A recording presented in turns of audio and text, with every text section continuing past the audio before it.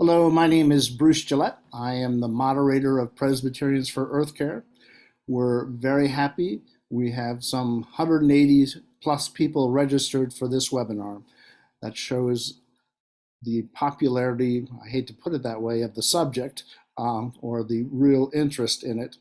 And we're blessed to have a very gifted teacher to lead us. And he will be making a presentation for 30, 40 minutes, somewhere in that time frame. And then we will open it up for your questions. While he's doing his presentation, we ask all of you to mute yourselves. We are trying to have a good quality recording of this that will be posted on YouTube and be viewed by many, many people. I'd like to begin this evening with a prayer that you will find on the Presbyterians for Earth Care Facebook page. And this is adopted by Mark Koenig from a prayer from the church in the Presbyterian Church in Ireland. So let's begin with prayer. I'd ask you to please mute yourselves. Let us pray. Living God, creating spirit, as creatures living within your beloved creation, we sing your praises. You are the source of all that is. You call being out of nothing. You shape order out of chaos. You establish intricately the interwoven web of life. We stand in awe of your creation, and yet we acknowledge that we have also seen it tear asunder, the delicate weave that you have made. We confess that too often we do as we please. We extract and exploit the resources you intend for all to share. We exhaust ecosystems and push your creatures and plants to extinction. Our impact changes the climate, which in turn impacts all of life. Great Creator, open our eyes to see how we have despoiled your creation. Open our ears to hear the challenging truth about our living. Open our hearts to repent and turn from our actions that harm your creation. Open to us your Holy Spirit's leading, so that we may return to our senses and respect all aspects of creation and live gently and responsibly as you intend. We pray in Jesus' name. Amen. So once again, we're very grateful to have Colin Evans, a postdoctoral research associate at one of the top universities really in the world in issues related to environment and climate, Cornell University. He has taught with us before, and we're very grateful to have him back this evening. So again, we'll have about a 20-30 minute long presentation, and then we will open it up, maybe a little longer, and then we'll open it up for questions and answers. So please mute and listen to this gifted teacher. Thank you. All right, thank you, Bruce, and thank you everybody so much for joining me this evening. Science communication and educating folks on the climate crisis is something I care deeply about. So, thank you to Bruce for the invitation to do this with you all. So I guess I wanted to start maybe just with some of the basics of climate science so that we all are coming to the same page to fully understand the extent of the problem that we find ourselves in. All right.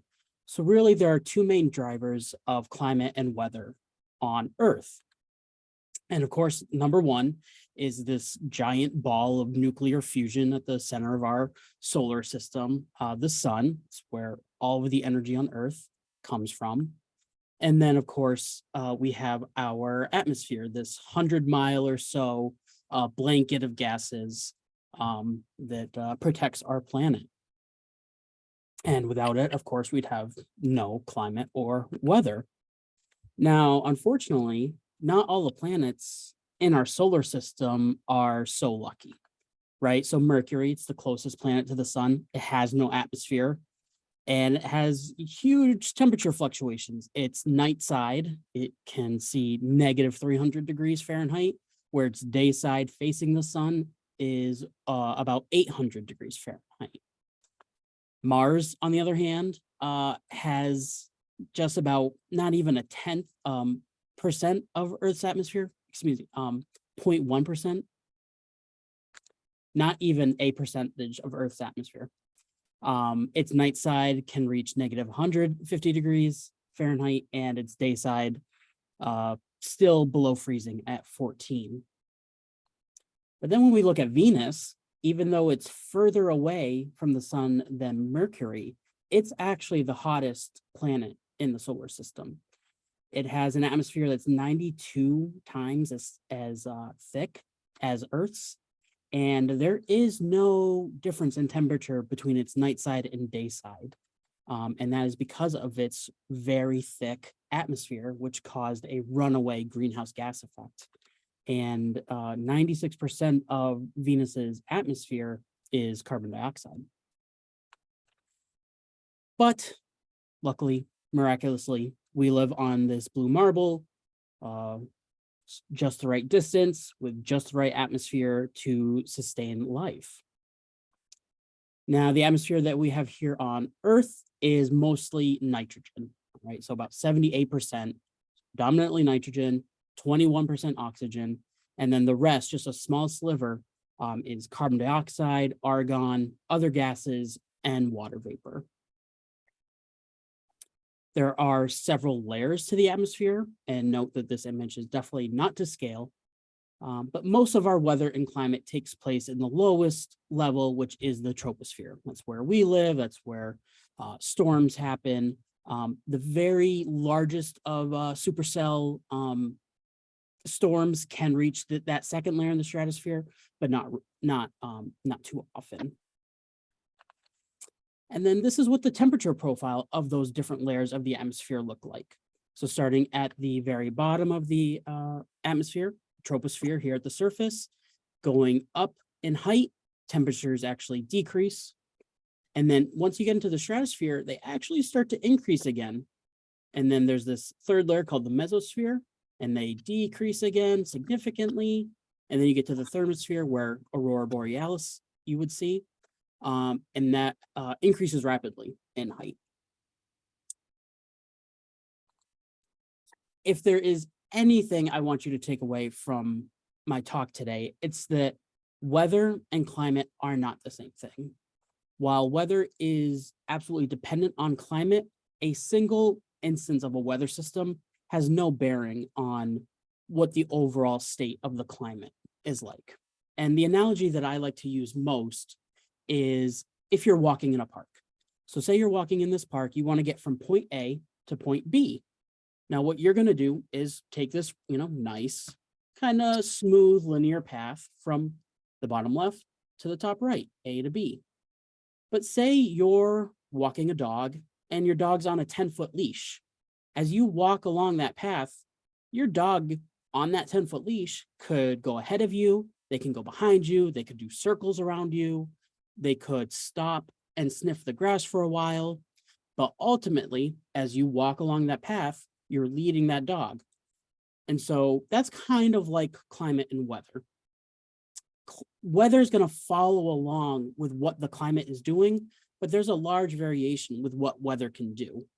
And in reality, as we warm and change the climate, that leash that the weather is on is getting longer. All right, so we're going to see more variations and more extremes. And of course, we wouldn't be talking about this at all if it weren't for the greenhouse effect. So as I mentioned, we get all of our energy from the sun. It warms the earth. That energy hits the surface of the earth, warms it up. Some of it is re-radiated back to space, but some of it is held by the atmosphere as a result of greenhouse gases. And if we didn't have this greenhouse effect, the temperature of Earth would be about 0 degrees Fahrenheit. So not very good for sustaining life. But thankfully with it, it's a nice average 60 degrees.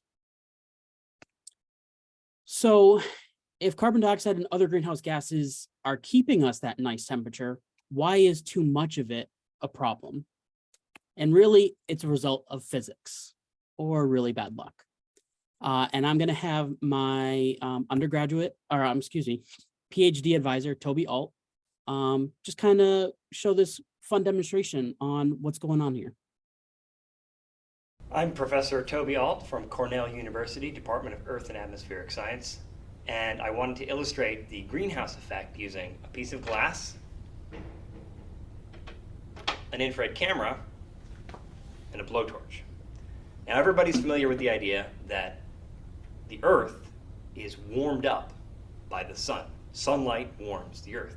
And anybody who's sat around a campfire is also familiar with the idea that when you're close to the campfire, you feel heat radiating off of that campfire. That's invisible light.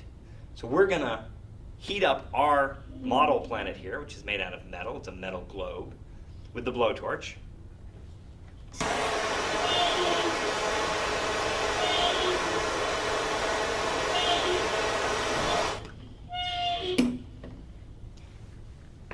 We'll give it a nice polar ice cap on top of Greenland as well. And now we can see that invisible light radiating off of our model planet. Now the greenhouse effect gets its name from greenhouses, which are transparent in the visible wavelengths, but opaque or actually reflective in the infrared. So in front of our model planet, we're reflecting that light back down. Just like a greenhouse lets in visible light, it's heated, and the long wavelengths have trouble escaping. The greenhouse effect for planets is analogous to what happens if you put on a sweatshirt. By putting on a sweatshirt, I'm now trapping more of that invisible light, that infrared radiation, closer to my body. Makes me more invisible in the infrared. And the greenhouse effect in our atmosphere is to trap more of that long wave radiation, to slow it down as it leaves the Earth, and we experience that slowdown as global warming, just as I experience warming from putting on the sweatshirt. So the study of physics, through the study of physics, we know that every object in the universe that has a temperature emits radiation. Now the sun emits radiation that's mostly in this visible spectrum. That's why we have visible light. Earth, on the other hand, radiates temperatures much lower than the sun, and its radiation is mostly in the infrared, as Toby just described, and that's what's happening with the greenhouse effect. So the peak of the radiation that Earth itself is emitting is between 11 and 19 micrometers. Okay, that's important to remember. What we're looking at here are absorption spectrums of different greenhouse gases. All right, and I'm going to highlight a couple things here. I know there's a lot going on, but I'm going to highlight a couple things. So at ground level, these two peaks, and remember this highlighted portion are the peaks of the infrared radiation that the Earth itself is emitting.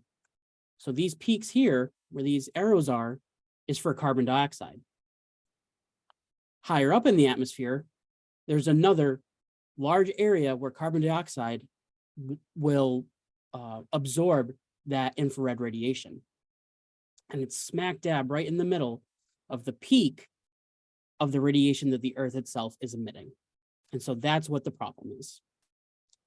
And if we put more CO2 into the atmosphere, the more radiation that is going to be absorbed. It's going to heat up the atmosphere, re-radiate back down to Earth, and that's the greenhouse effect. And unfortunately, we have been adding a lot of carbon dioxide to the atmosphere.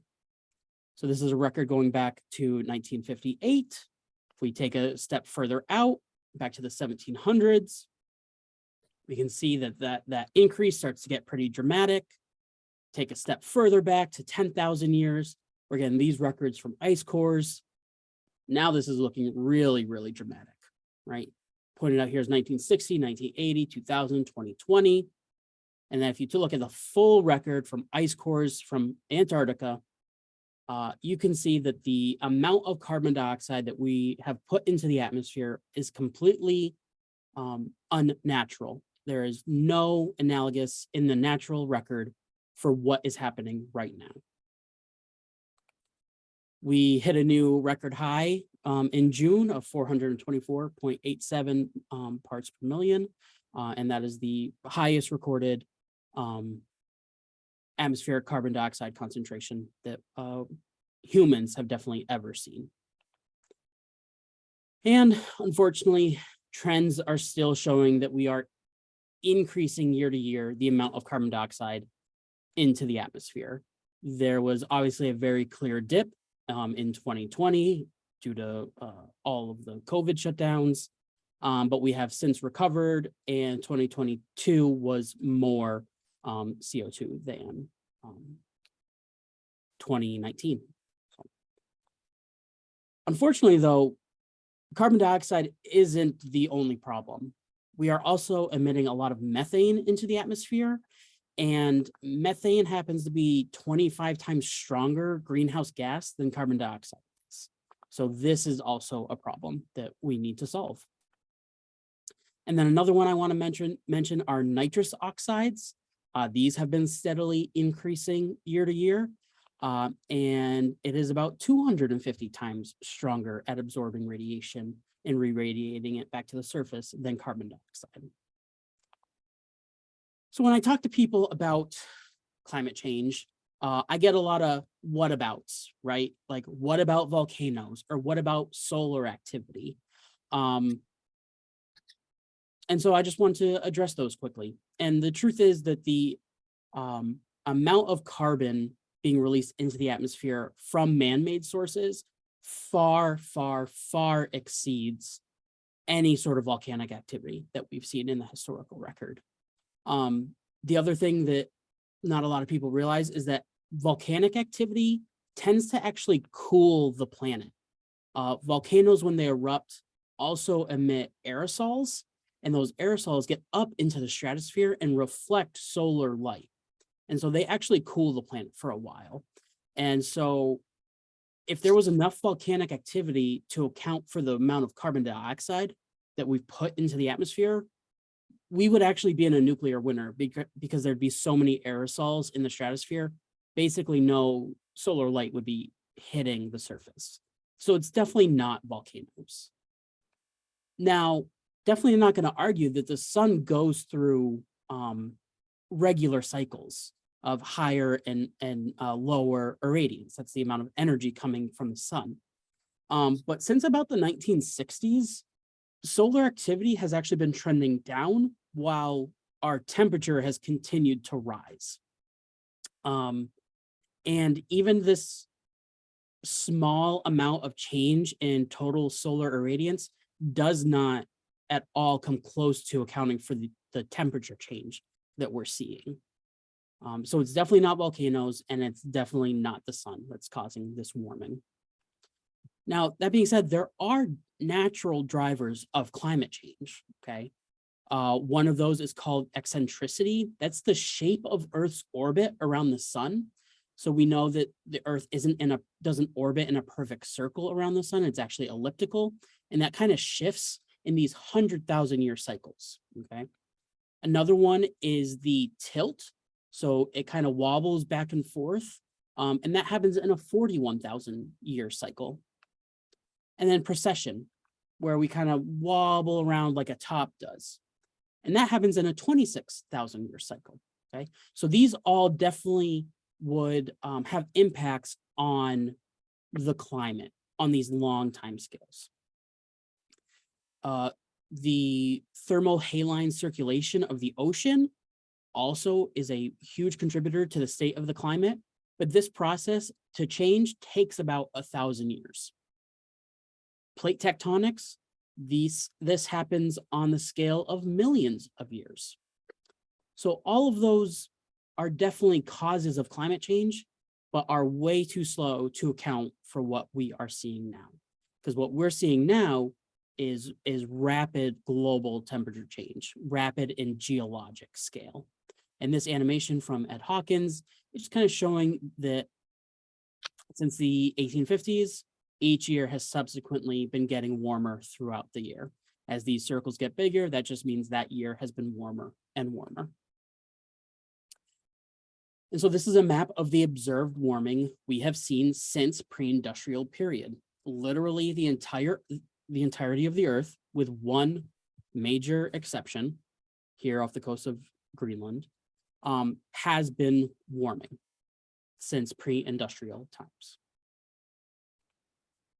And here's just another way to visualize that. These are our monthly temperature anomalies, starting in the 1850s, going down to the 2020s. And as we look at this through time, we see as it gets more and more red, the Earth is warming up. And we're really seeing that this year. June 2023 has been documented as the warmest June on record. We're seeing record heats being set all across the globe. Air quality from catastrophic Canadian wildfires has been dominating news lately and causing significantly terrible air quality. We've been continuing to break temperature records throughout July. This I downloaded just this morning, so this is up to date as of July 31st. And I can say with 100% confidence that July 2023 will not only be the hottest July on record, it'll be the hottest month ever on record. We have seen just absolutely massive departures in temperature across the globe this July. And it's been getting quite the amount of media coverage. So California has been in a mega drought for the last couple decades. They got a lot of rain, which caused a lot of terrible flooding. Still, unfortunately, not enough to get rid of the drought that California has been facing. CNN's been reporting on soaring temperatures and raging fires in Europe. Italy has been dealing with heat waves. Death Valley, which is one of the hottest places on Earth, has been setting temperature records. Extreme heat waves across 3 different continents. More wildfire news. The U.S. Southwest, if anybody has seen, Arizona has been almost intolerably hot. And this has real consequences. It was found that nearly 62,000 people died from heat waves last summer. That's 2022. And unfortunately, we are probably going to see similar numbers, if not more, this year as a result of these record-breaking temperatures. Recently, Vermont has sustained devastating flooding. And I know our community here in upstate New York, this is something we are well versed in. Arizona set a new heat record. They had a string of days above 110 degrees. And they set a new daily record, 118 degrees Fahrenheit in Phoenix. As I mentioned, Italy has also been dealing with these severe temperatures, over 116 degrees Fahrenheit in Sicily. And we're seeing this in all kinds of other climate indicators. The ice mass in Greenland has been steadily decreasing. Our sea levels are rising. The amount of billion-dollar disasters has steadily been increasing from year to year. Remember at the beginning, I was talking about that dog on a leash. Well, climate change is making that leash longer, right? So we're seeing more extremes. We're seeing stronger storms, and we're seeing that economic impact. To me personally, this is the most disturbing trend we've seen this year in 2023. The amount of Antarctic sea ice is so abnormally low. Scientists who specialize in this area don't know how to account for it. They actually cannot explain it. They're trying to figure that out. But this to me is really worrying that it's so far below anything we've seen so far. The oceans account for a lot of the excess heat that's being trapped in the atmosphere. It gets re-radiated down to the oceans, and the oceans are warming up. And we have seen a number of new record-breaking sea surface temperatures. This is average daily ocean surface temperature, and 2023 is much higher than any year we've seen previously. Some buoys in the Florida Keys topped 100 degrees Fahrenheit. And that's ocean water. I can't overstate how much energy it takes to warm up the ocean. And to see the temperatures that we are seeing is really worrying, and they have devastating impacts. There is a huge coral reef in Florida, and it's in serious danger of catastrophic widespread bleaching event because of these high ocean temperatures. So for a lot of climate scientists, I know, that feels like a lot. I am torn about the media coverage that we've been seeing on it. While I think any coverage on climate change is good, it can feel like a lot. It can feel overwhelming. It can feel like, is there any point in doing something about it? Is there good news? And so I'd like to transition to that, because there is. Deforestation in the Amazon has dropped over 34% under Brazil's new president. And that is great news for literally the entire planet.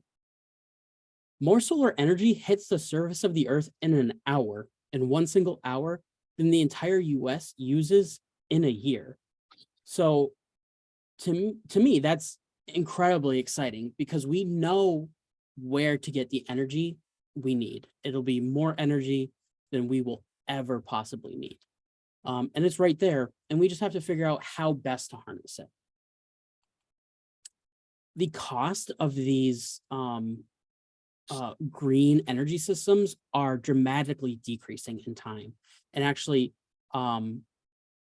solar and wind in particular are now the cheapest forms of energy on the planet.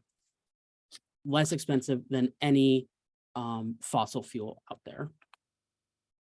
Cities and towns and communities across the US are supporting emission reductions and climate mitigation. And we're seeing more and more cities added to this list every day. And across the globe, there are good things happening too. There's a global coalition to cut methane emissions. Or I mentioned how much stronger methane is as a greenhouse gas than carbon dioxide. And we really need to cut our methane emissions. Jobs in the US for solar are trending upwards. Egypt is going to build a huge wind farm, and heat pumps, which are a way more efficient way of heating and cooling our homes, are really helping to reduce the amount of carbon dioxide in the atmosphere in Europe. And this is also very exciting, is in the European Union, wind and solar generated more electricity than gas for the first time ever in 2022. So that is awesome. These are really great trends that we're seeing. The demand for electric cars is booming. It's going to top, this year is expected to top last year, which was record breaking. The Seine River in Paris is swimmable again after a long multi-year effort to clean it up after many years of pollution. And then we also have to recognize the world that we live in, that it's a capitalist society. But what we're seeing is that even though our emissions are dropping, the US GDP is still increasing. right? That's this part here, where GDP is increasing, but our emissions in the US are trending downwards. And that's a really good sign just from a practical perspective, in that people know that they can still profit while reducing their emissions, right? Because that's for a long time been a hindrance for taking large scale climate action. But it's possible. And of course, there are things that we can all do ourselves that we all need to participate in when we're able to. Voting for the folks who recognize the problem for what it is and want to actually do something about it. More of a plant-based diet, and just talking about it are some of the biggest things that we can do as individuals to help this climate crisis. Another really important factor that I think doesn't get enough attention is we need to talk about climate justice. This is what connects the climate crisis to the social, racial, and environmental issues that are all really, really entangled. Climate change disproportionately affects those with the least amount of responsibility for the climate crisis, right? So for example, these plots are showing the exposure to air pollution in this kind of like orangey red color, and then the contribution to air pollution in this blue color. So amongst Black population, they are much higher exposed to air pollution than what they've contributed. Same in the Hispanic population, whereas in the white population, they are actually exposed to less air pollution than what they are responsible for. And so that's climate justice. The poorest nations in the world are most at risk for catastrophic climate events when they are, some of the least responsible for carbon emissions, right? And we really need to take that into account. And as a affluent country, take on the burden that we've made for ourselves, and take responsibility for the amount of carbon dioxide that we have put into the atmosphere. And the other thing is we need to hold our leaders accountable. This is a photo that got a lot of media attention a couple of years ago. This was when the UN agreed to the Paris Climate Agreement, and there was a lot of excitement and people were optimistic. Unfortunately, not a single country is on track to meet any of those goals. And so we need to hold these leaders accountable for the promises that they have made.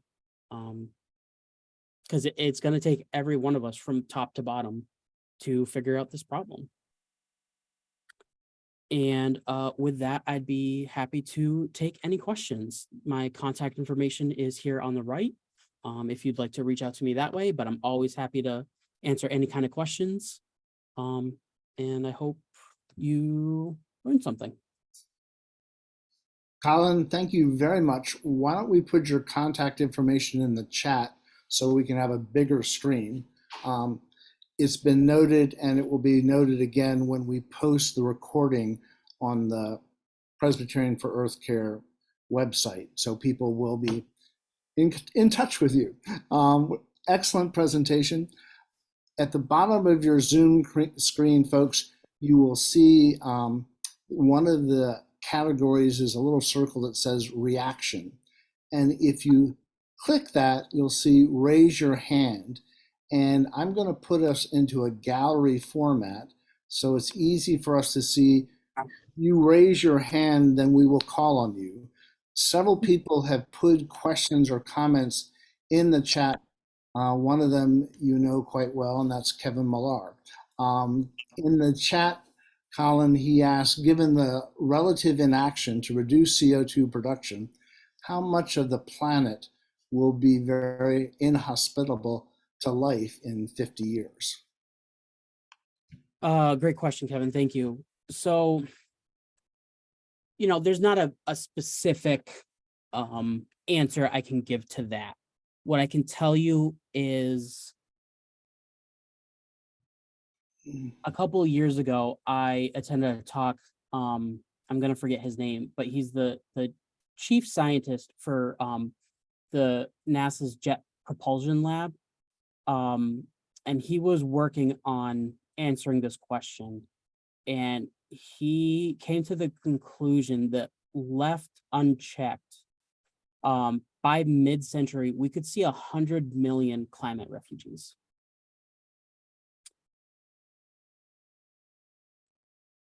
Which is alarming, given that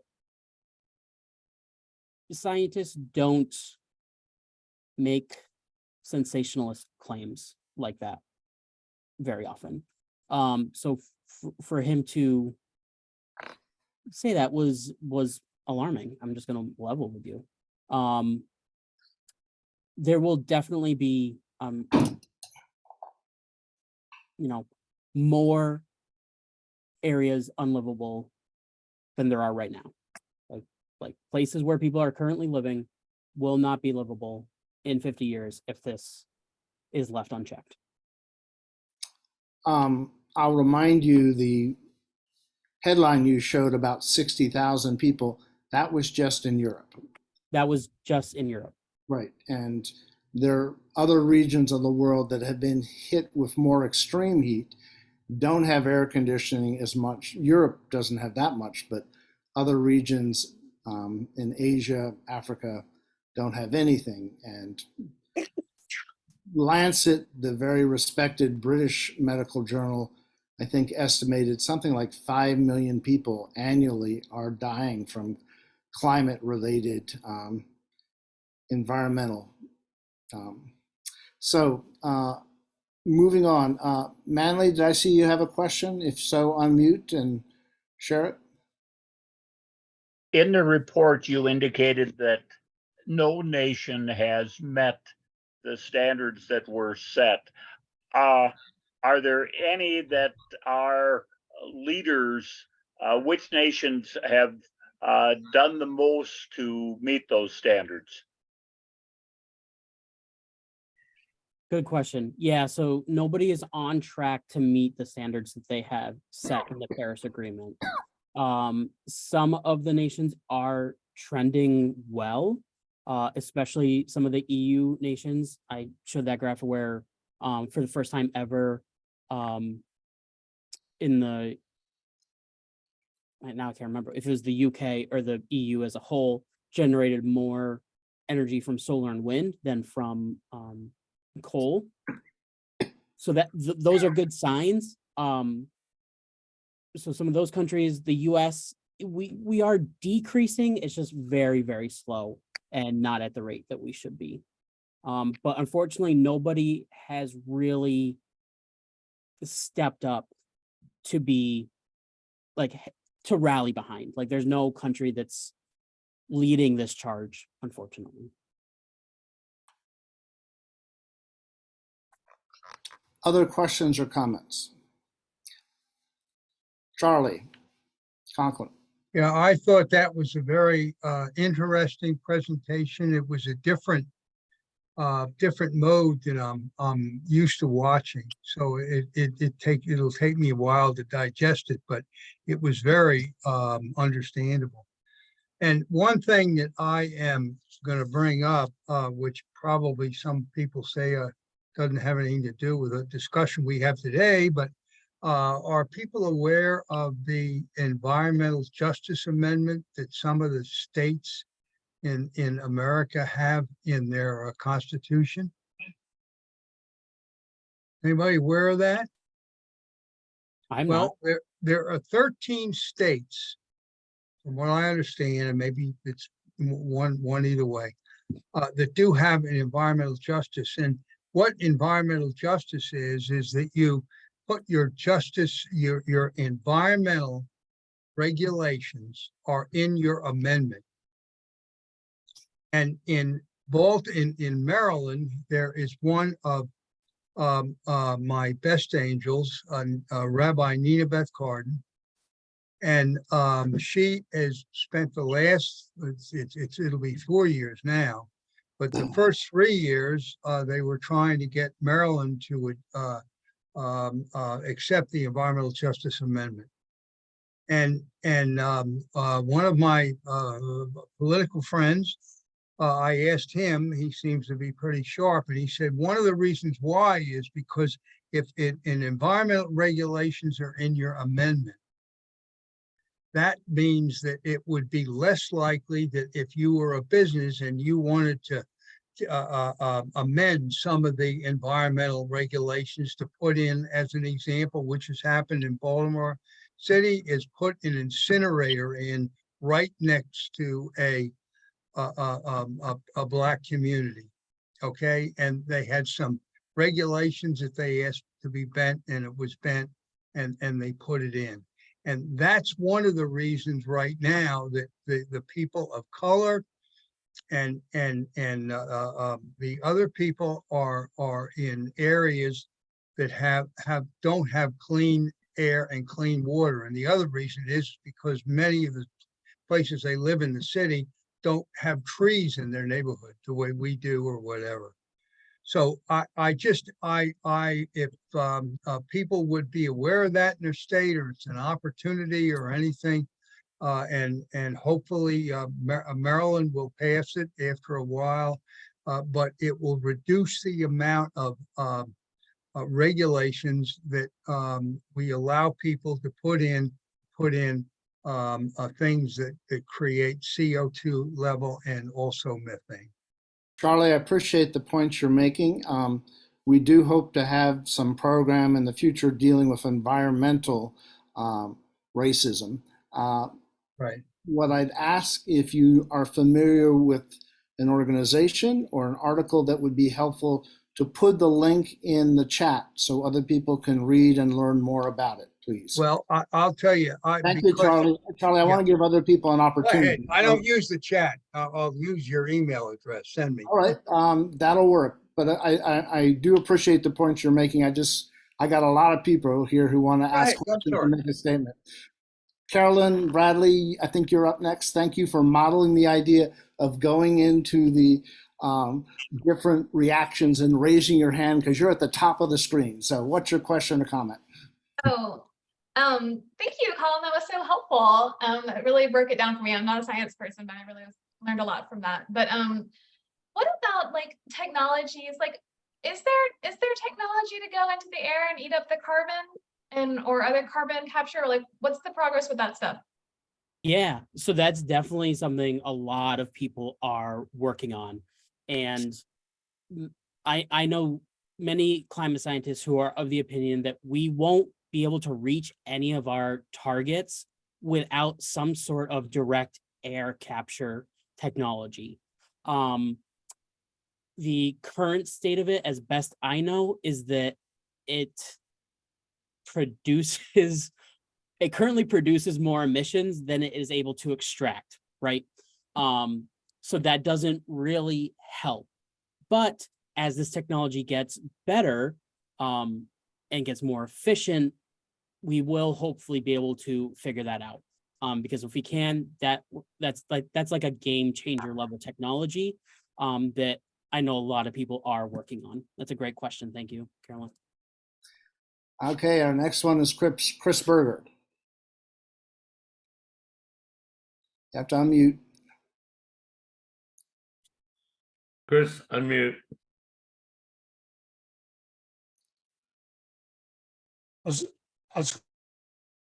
No, you blew it.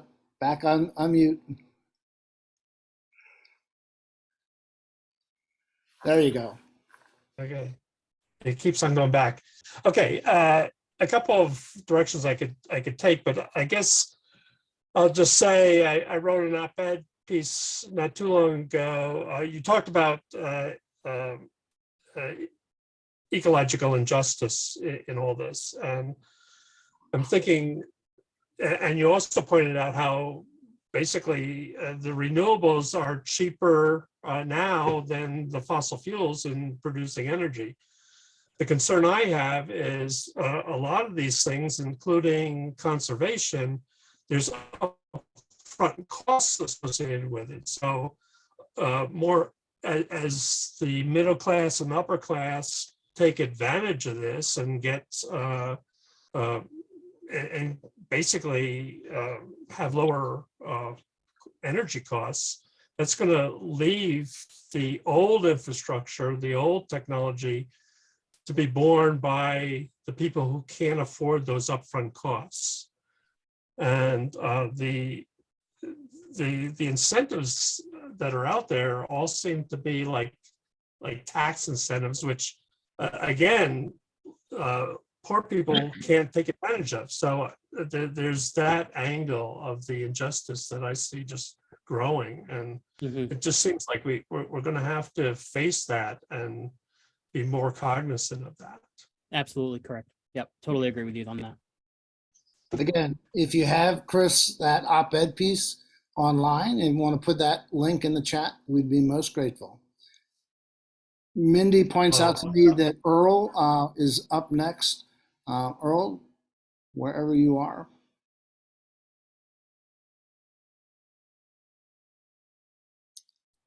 Are you unmuted, Earl? If so, make your comment, please. Mute. Can you hear me now? Yes. Yes. Okay. Could you say something about tipping points, and are we close to any tipping points? Tipping points and what? Are we close to any tipping points? I'm Are sorry. they imminent? Have we hit any? Tipping points are absolutely real. We have very sophisticated climate models that show that if we hit certain thresholds, especially in regards to like Antarctic ice mass, for example, that it would trigger subsequent issues, right? Whether or not we're near them, I personally, from what I have read in the literature and the data that's available, I would be hesitant to say that we've reached any. I don't know if we're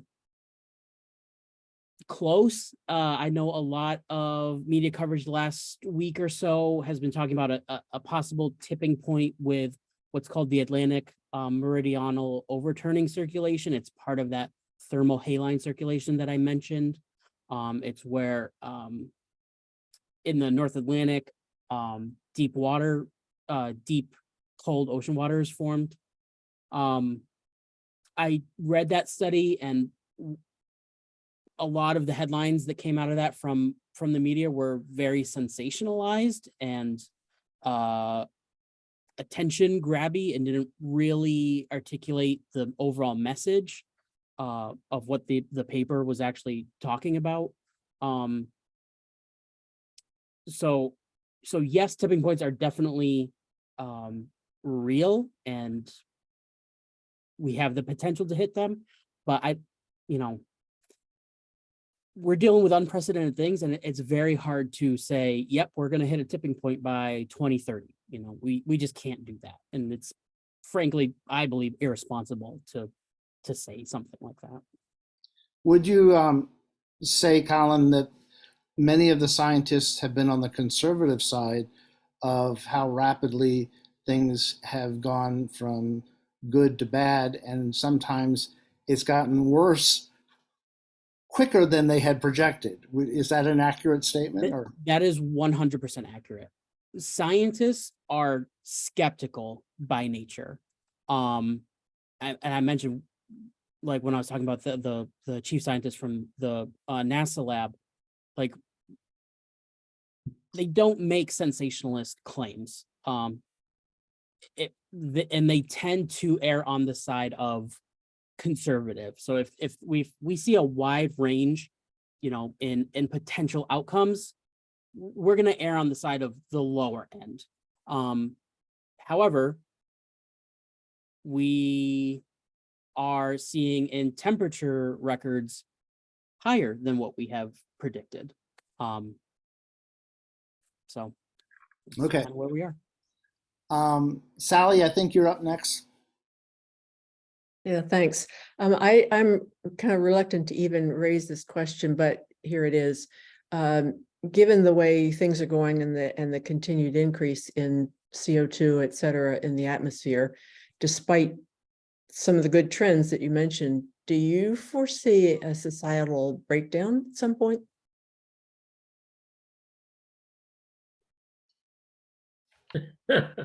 All right, so I'm gonna speak just as me, because this is obviously outside my area of expertise, right? Like my expertise is the climate science.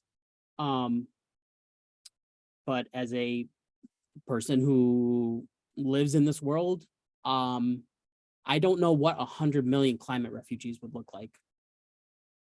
And that would be pretty bad. ProPublica has an article of projecting from another scientific journal 600 million climate refugees coming by the end of this century. It's going to be a problem not only in the future, but right now. We have people coming to this country from Central America, which has been devastated by climate change. The farmers can no longer farm like they have for generations because climate has messed with their systems. The Syrian civil war, in part, was the result of a severe drought in that region. We don't hear about it now, but Afghanistan is also experiencing horrendous droughts. The Horn of Africa also. So it's not a question of the destabilization in the future. It is happening in different parts of the world, and it has a ripple effect. Right now, we have a number of those people south of the border needing to come here because they don't have options anymore. And I would add to that, it's impacting our agriculture too. Absolutely. Agreed. Jerry from Kansas, we're just bouncing around the country. Jerry, what question do you have? In the chat, I've asked the question of, can you discuss the mental health impacts of rapid climate change, especially among younger people? We hear words like eco-anxiety, eco-grief, eco-whatever. Thank you, Jerry. Yeah, thank you, Jerry. That's a really important topic. Because this is particularly felt amongst the younger generations. Gen Z in particular is incredibly, I'm painting with broad strokes here, incredibly concerned about climate change. And we see some just phenomenal young leaders emerging out of those generations who are talking about this, and they're being brought up in this world with so much uncertainty, not knowing what to expect from year to year. And it's something that a lot of people are dealing with. I know a lot of the folks in the climate science community struggle with it because they're reading these headlines every day. They're looking at these trends. They're looking at the temperature records being broken it seems almost daily now that a new temperature record is being broken somewhere. And it can cause a lot of anxiety. And, I think it's something that we as humanity is going to have to kind of grapple with. I will agree with you. I would say the church I served in Delaware 15 years ago put 180 solar panels on our sanctuary roof. We attracted young families with children. We attracted graduate students, tough age group to attract to a church. All of them came because they saw the church trying to make a difference. So the organizations that truly are trying to work for change positively will find a lot of allies among the crowd. We shouldn't just give hopelessness as an option to them. All right, Brett, I think you're next. Yeah, thanks. I would like to hear what you think of the idea of tackling the climate change at its root, which, as I see it, is our economy itself. And so I think that it's the debt system, the financial system, that is the force that's really making it happen. And all of these other solutions that we've been talking about kind of nibble around the edges, but I think we need to address capitalism itself. And the proposal I've been trying to get out there is encouraging people to repudiate their debt and to see if we can get a movement of debt refusal. I know that over an Extinction Rebellion, one of the leaders over there I heard mentioned the idea that maybe debt refusal might be an effective approach. But one, I'm wondering if anybody else has heard about this idea, and two, the extent to which it might be feasible from your perspective. Well, one, I'll preface this with I'm not an environmental economic person. There are those who specialize in exactly that, who could I'm sure speak to this much better and produce, peer-reviewed work on this. What I know is that there's plenty of documentation that showed companies like Exxon and Shell knew in the 70s exactly what was going to happen as we continued to burn fossil fuels. And they actively buried that information in the favor of profit. And what we're seeing now is the result of that. What the answer to that is, I don't know. That's way beyond what I'm, capable of figuring out. But capitalism certainly caused the problem. Will it also solve the problem? I don't know. Thinking of economics, just quickly before I call on my friend Kevin there, in the chat, you will see where you can donate to Presbyterians for Earth Care that made this webinar possible. You can do it online, and you can also send us a check.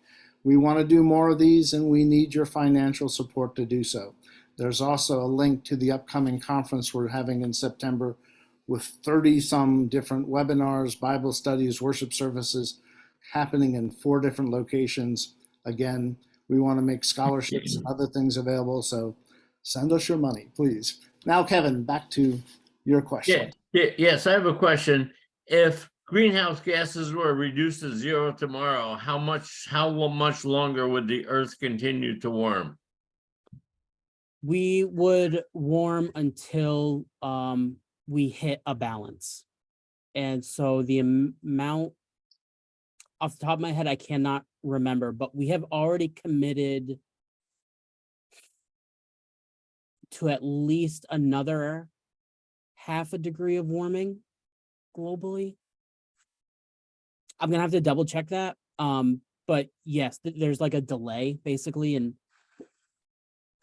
so if we shut off all emissions tomorrow, we would still see warming for years to come until we hit that, until we balanced out basically.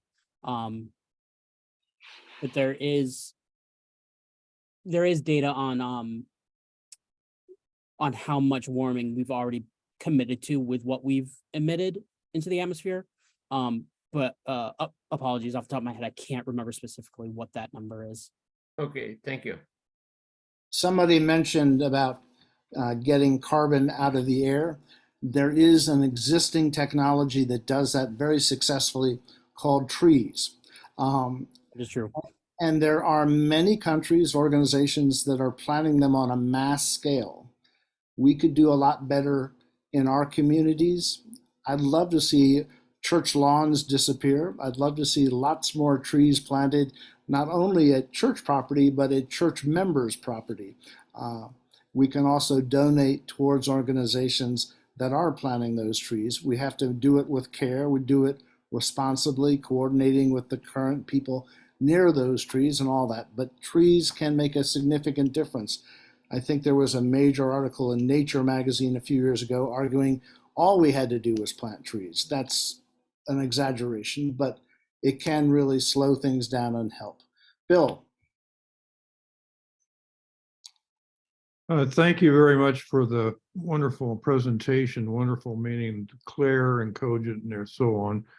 Even if it paints a picture we don't particularly like to see often.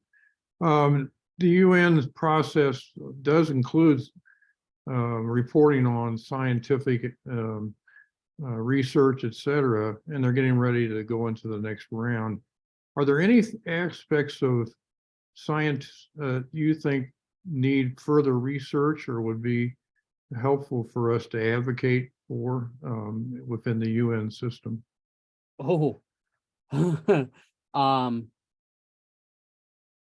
I think it all needs more exploration, right? To think, you know, for humans in general to think we know everything about like a certain subject is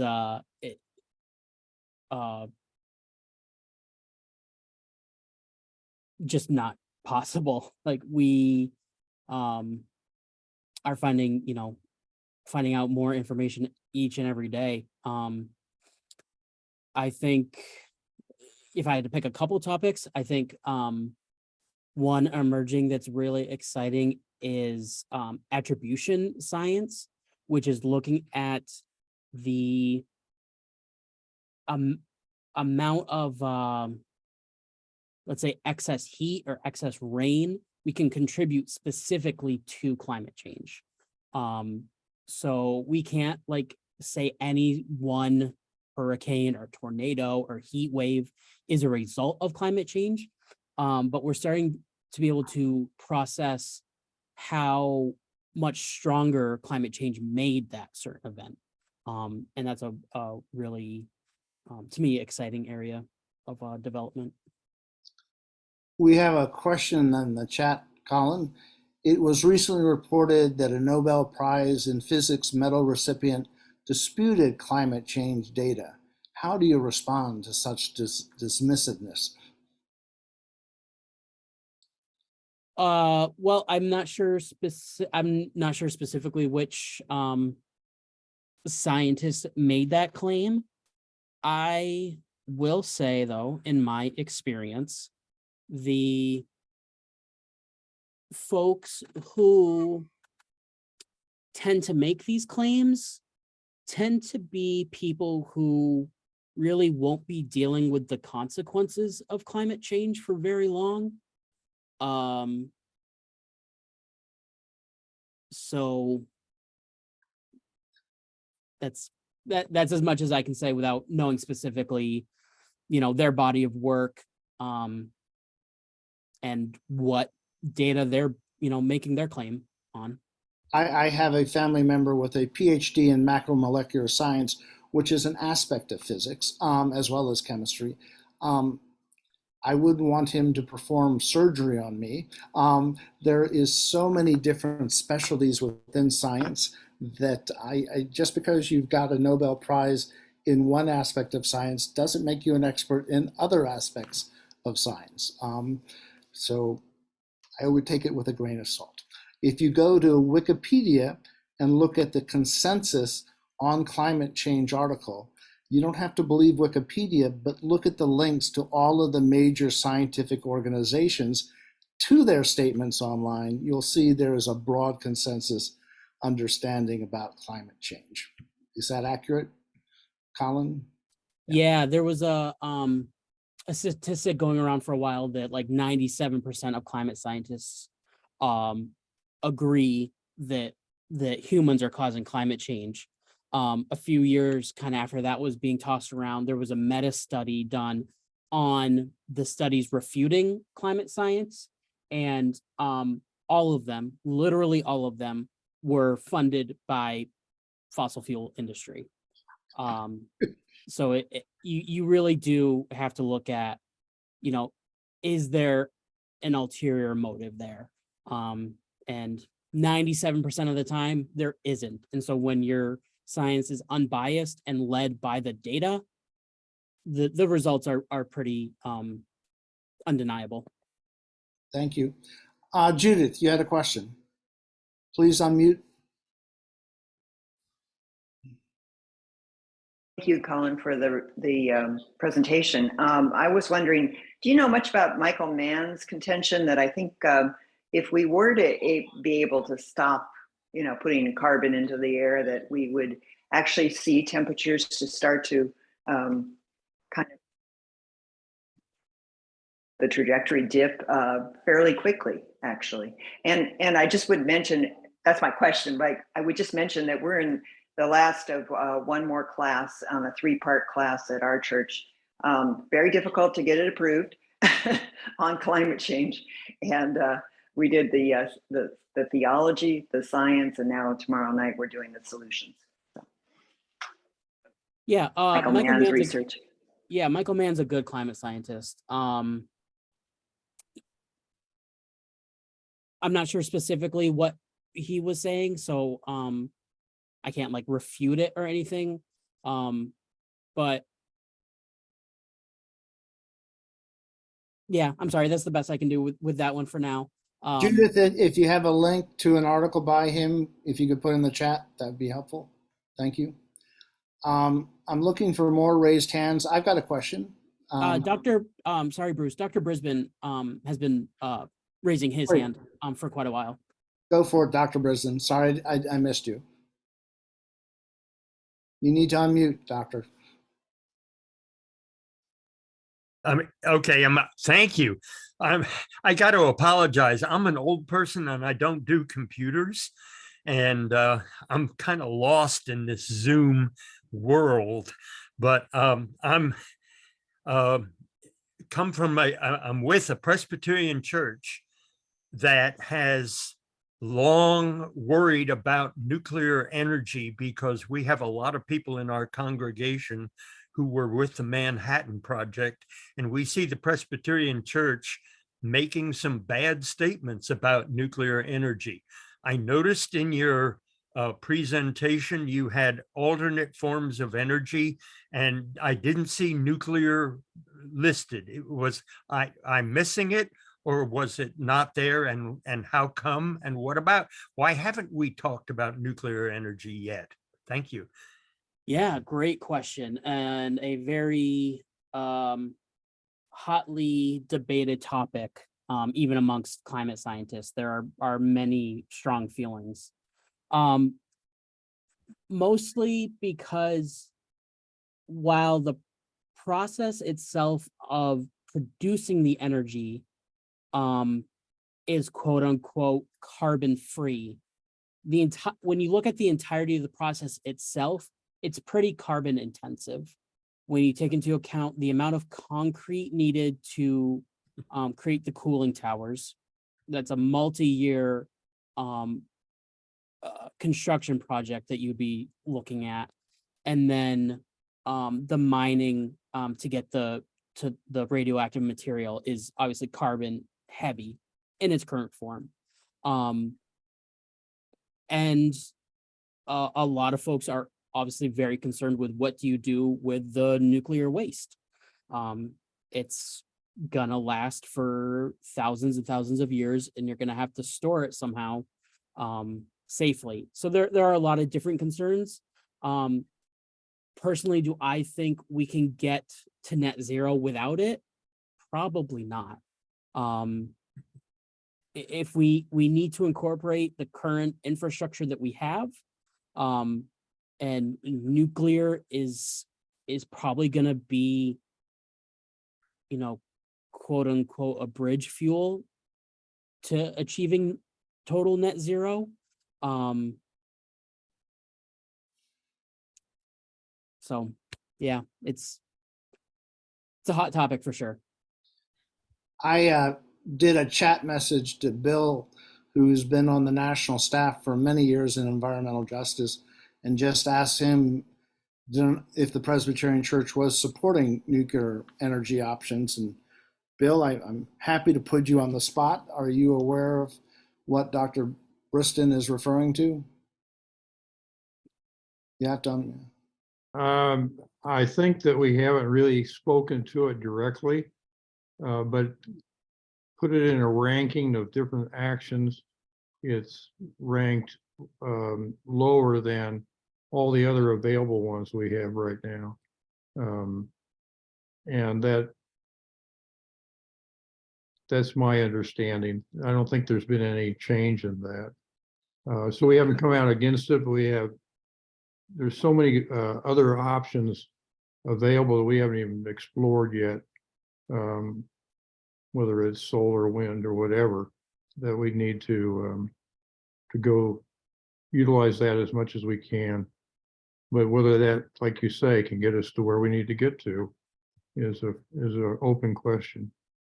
Bill, thank you for that. I would also say that the Presbyterian Church at the last General Assembly did divest from 5 major fossil fuel companies.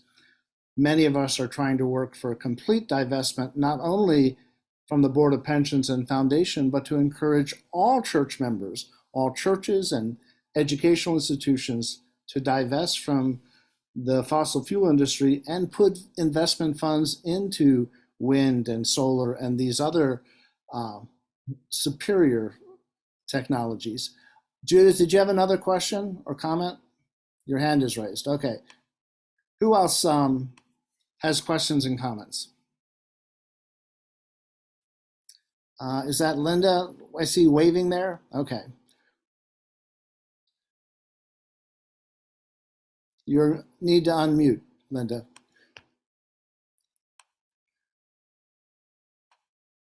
There you go. I would like to express the frustration at what I see in the news of the resistance to renewable energy. I saw on the CBS NewsHour last week the coverage of resistance in Kansas, which has huge potential for wind power, of just residents of not wanting wind turbines to clutter their landscape. And here in McHenry County, in the news not long ago, was the resistance to solar farms because of the runoff. So what do we do? Yeah, we in upstate New York are also seeing more and more resistance to solar farms, which I find interesting because I think a lot of the people that are angry about the solar farms were probably excited about leasing their land to hydrofracking. So I don't quite understand the disconnect and why some people thought fracking was a good idea, but solar farms aren't. I think a lot of it is organized misinformation from fossil fuel companies. Okay. That are spreading rumors about potential side effects from solar farms. But there's no data backing that up. Okay. That they pose any kind of threat to folks who live in the vicinity of it. At least not that I've come across, but it's. Chris, you had a question?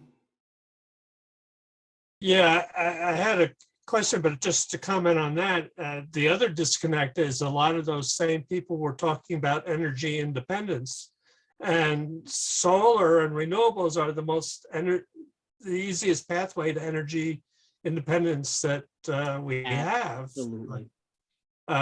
All the fossil fuel industries is basically a net loss to local economies. So it's, yeah, there's a big disconnect there.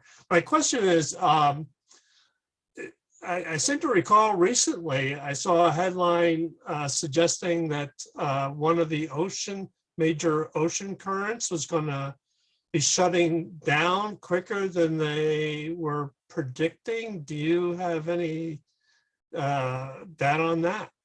Yeah, so I mentioned that briefly earlier. What's been getting the media coverage is headlines like the Gulf Stream in danger of shutting down by 2025. And I can 100% guarantee you the Gulf Stream is not going to shut down. Many of those headlines were sensationalized. The Gulf Stream, which brings warm water from the tropics, like around the Gulf of Mexico and Florida, up the American coast, American East Coast towards Europe. That's something that's called a wind-driven circulation. So unless Earth stops rotating, Gulf Stream's fine. What they were talking about is something called the AMOC, AMOC, the Atlantic Meridional Overturning Circulation. And that's a process that happens in the North Atlantic. And you might remember from my slides, I showed the amount of global warming. Maybe I'll just bring that slide back up real quick if I can. Since pre-industrial times, and everywhere on the globe had warmed except for a very small patch of ocean. Just below Right Greenland, now. right? Yes, near Greenland.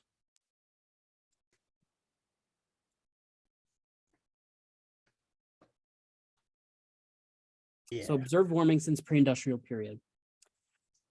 So this AMOC is a delicate process that relies on ocean density. All right, and ocean water density depends on temperature and salinity.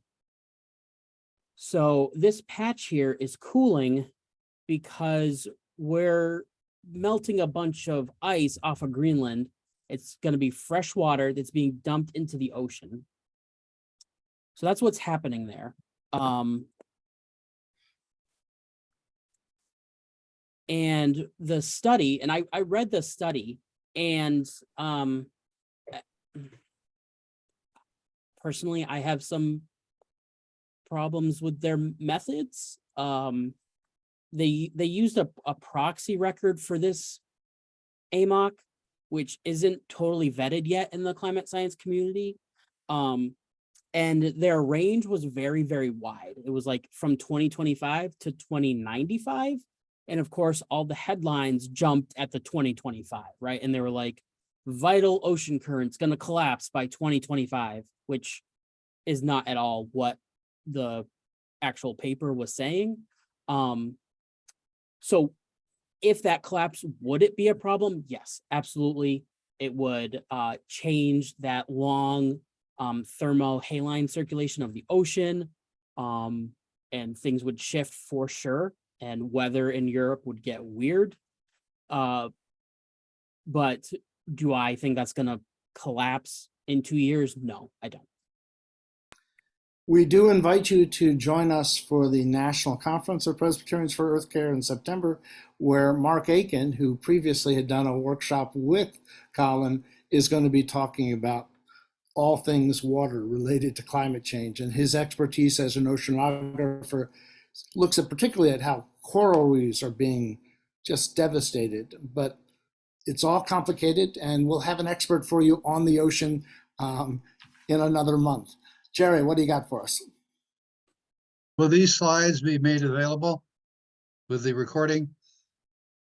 Will you let us have your PowerPoint, Colin? Yeah, sure. I'll I mean, it's a huge file because it's mostly pictures, so I'll save it as a PDF and make that Yeah, available. PDF would be fine. So that will be posted on our website with a link to the YouTube recording and any other additional information that Colin would like to share with us. All available for you for free, but with a strong encouragement to give us a donation to help cover things. Other questions or comments, friends? I hope you're finding this very helpful. Any other questions or comments? We are definitely over our usual 1 hour time period. Why don't we say thank you, stop the recording, and for all those folks who want to continue to ask questions but don't want to be on